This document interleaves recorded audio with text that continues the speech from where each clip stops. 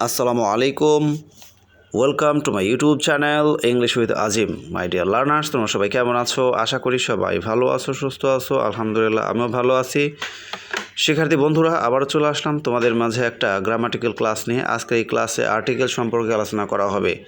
তোমরা যারা আর্টিকেল সম্পর্কে এখনও ভালো করে ধারণা অর্জন করো নাই, আজকের এই ক্লাসটা করে দেখো, তোমার খুবই ভালো লাগবে এবং লাস্ট পর্যন্ত গ্যারান্টি যে আমাদের যে পেজটা তোমাদের সামনে আমি শো করেছি এটাকে স্ক্রিনশট মেরে নিতে মন চাবে।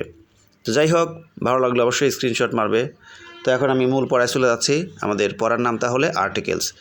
শিক্ষার্থী বন্ধুরা, তোমাদেরকে যদি কেউ জিজ্ঞেস করে যে আর্টিকেলস অর্থ কী, তাহলে তোমরা বলবে পদাশ্রিত নির্দেশক। পদাশ্রিত নির্দেশক। এখন যদি কেউ বলে যে আর্টিকেল কাকে বলে, তাহলে বলবে এ অ্যান্ড দাকে আর্টিকেলস বলে। যদি জিজ্ঞেস করে ভাই আর্টিকেলস কয় প্রকার, তাহলে বলবে আর্টিকেলস হলো দুই প্রকার। কি কি? Definite article, indefinite article. ঠিক আছে? তো এখন ডেফিনিট আর্টিকেল কাকে বলে? দাকে ডেফিনিট আর্টিকেল বলে। আর ইনডেফিনিট আর্টিকেল কাকে বলে?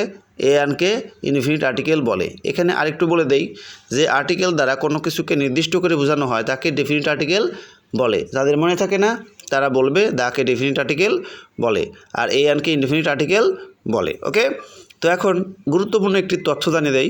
দিস, দ্যাট, দিস, দোজ থেকে দায়ের উৎপত্তি হয়েছে। দায়ের উচ্চারণ কয় রকম হয়? টিএইচ ই এর উচ্চারণ কয় রকম হয়? দুই রকম। কখনো দি, কখনো দা। দি এবং দা। তাহলে ভাওয়াল দিয়ে যদি ওয়ার্ড গঠিত হয় তাহলে তার পূর্বে টিএইচ ই এর উচ্চারণটা কী হবে? দি হবে।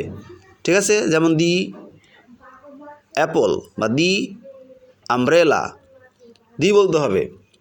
আর অপরদিকে যদি কনসোনেন্ট দিয়ে ওয়ার্ড গঠিত হয় তার পূর্বে টিএইচ ই এর উচ্চারণটা হবে দা। যেমন দা বুক। বুক বানানে প্রথমটা বি রয়েছে কনসোনেন্ট, এই জন্য দা বলতে হবে। ওয়ান সংক্ষিপ্ত হয়ে অ্যান হয়েছে, তাহলে ওয়ান সংক্ষিপ্ত কী হয়েছে? অ্যান হয়েছে। আর অ্যান আরও সংক্ষিপ্ত হয়ে এ হয়েছে। এটি হচ্ছে কি? এই যে দায়ের উৎপত্তি এবং এ অ্যানের উৎপত্তি। তাহলে এখন ভাওয়াল দিয়ে যদি ওয়ার্ড গঠিত হয় তার আগে কী বসে? অ্যান বসে। আমরা শিখতেছি কিন্তু এ অ্যানের ব্যবহার। যদি কোনো ওয়ার্ড ভাওয়াল দিয়ে শুরু হয় তার আগে কি বসাতে হয়? অ্যান বসাতে হয়। যেমন অ্যান অ্যাপল। ঠিক আছে না? An egg. আচ্ছা, কনসোনেন্ট দিয়ে ওয়ার্ড গঠিত হলে তার আগে কি বসাতে হয়? এ বসাতে হয়। যেমন a bag, a book, a cat. Consonant হলেই তার আগে কি বসবে? এ বসে যাবে। ভাওয়াল ই এর উচ্চারণ ইউ হলে কি বসাতে হয়? এ বসাতে হয়। তিনটি ভাওয়ালের মধ্যে গ্যালজাম আছে, ই, ও, ইউ। ই এর উচ্চারণ ইউ হলে তার আগে এ বসাতে হয়। ভাওয়াল ও এর উচ্চারণ ওয়ান হলে তার আগে এ বসাতে হয়। ভাওয়াল ইউ এর উচ্চারণ ইউ হলে তার আগে এ বসাতে হয়। এইচ এর উচ্চারণ হ হলে তার আগে এ বসাতে হয়। যেমন এ হেন, হ হ, তাই না? আচ্ছা, এইচ এর উচ্চারণ উজ্জ্ব থাকলে মানে সাইলেন্ট থাকলে তার আগে অ্যান বসাতে হয়। যেমন an hour, an honest man. বুঝতে পেরেছেন? এরপরে F, H, L, M, N, R, S দিয়ে যদি ডিগ্রি গঠিত হয় তাহলে তার আগে কী বসাতে হবে? অ্যান বসাতে হবে। যেমন an FCPS, an HSC, an LLB, an MA, an MP. ঠিক আছে না? An MLA, an NGO, an RS, an SP. এরকম করে তোমার ডিগ্রি যদি গঠিত হয় তাহলে তার আগে এ বসাতে অ্যান বসাতে হবে। অপরদিকে বি, সি, ডি, জি, জে, কে, পি, কিউ, টি, ভি দিয়ে যদি কোনো ডিগ্রি হয় তাহলে তার আগে এ বসাতে হয়। যেমন এ বিএসসি, এ সিএ, এ ডিসি, এ জিএম। এরকম করে যদি ডিগ্রি গঠিত হয় তাহলে কী হয়ে যাব? বলো, এ হবে। যেমন কোয়ালিটি কন্ট্রোলারে যদি কেউ কাজ করে, কিউসি বলে না তারে? এ কিউসি।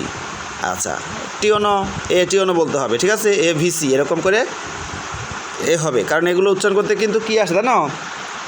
প্রথমে কার চিহ্ন আসে। বয়রস্বীকারে বি, স্বরস্বীকারে সি, ডস্বীকার ডি। দেখো প্রত্যেকটাই কার চিহ্ন সামনে আসে, কিন্তু সামনের দিকে এফ বান করো, এ ফ, এফ। ঠিক আছে? এইচ বান করো, এ আসে। এম বান করো, এ আসে। তাহলে সামনে যদি স্বরবর্ণ আসে, হ্যাঁ, এ বা স্বরে আসে, তারা দেখবে যে তার আগে অ্যান বসাতে হবে। এখন আমরা শিখব নিম্নলিখিত শব্দগুলোর পূর্বে দা বসে।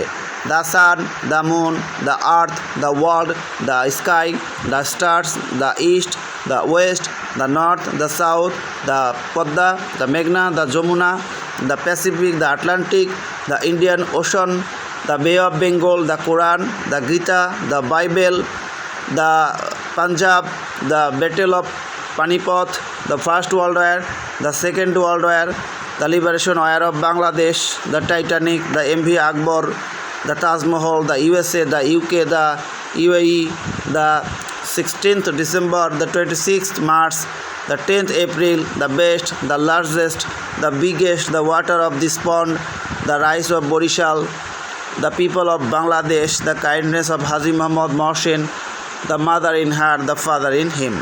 এরকম করে তোমাদের সামনে এই পড়াগুলোর কোনো একটা যদি আসে তাহলে অবশ্যই হিসাব করে বা বুঝে শুনে তোমরা কি বসিয়ে দেবে, এ অ্যান দায়ের কোনো একটা বসিয়ে দেবে। তবে নিয়মটা কেমন লাগছে সেটা কিন্তু সবাই আমাকে জানাতে হবে কমেন্টে। আমার কাছে তো খুব ভালো লাগছে, এই জন্য আমি এভাবে তৈরি করলাম যাতে সবাই এক পেজ থেকেই তারা মোটামুটি ধারণা অর্জন করে ফেলে আর্টিকেলস সম্পর্কে। তোমাদের কেমন লাগছে? ভালো লাগছে তাই না? যাই হোক, আমি নিজেও এখানে একটা স্ক্রিনশট মেরে নেই যাতে সবাই আমার মতো নিতে পারে। ওকে, আমি নিয়ে ফেলছি, শিক্ষার্থী বন্ধুরা তোমরাও নিয়ে নিও। আল্লাহ হাফেজ।